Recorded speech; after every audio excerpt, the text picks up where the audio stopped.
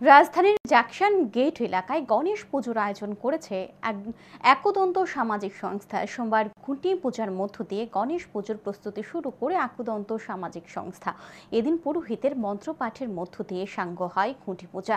একদন্ত সামাজিক সংস্থার এক সদস্য জানান, এই নিয়ে তৃতীয়বার তারা গণেশ পূজার আয়োজন করেছে। 27, 28 এবং 29 আগস্ট তাদের গণেশ পূজা চলবে। গণেশ পূজাকে সামনে রেখে বিভিন্ন সামাজিক কর্মসূচিও হাতে নেওয়া হয়েছে।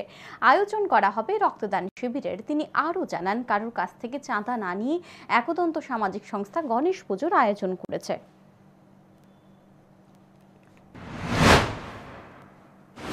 প্রথমে বলবো গণপতি বাপ্পা মোরয়া, মঙ্গলমূর্তি মোরয়া।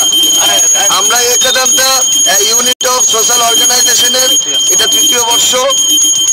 আপনাদের মাধ্যমে আমরা গোটা রাজ্যবাসীর কাছে আমরা করজোড়ে আবেদন করব, 27, 28, 29 এই 3 দিন গোটা পরিবারকে নিয়ে যদি মুম্বাইয়ের গণেশ পুজো দেখতে চান তাহলে আগরতলার এই জ্যাকসন গেটে আসতেই হবে।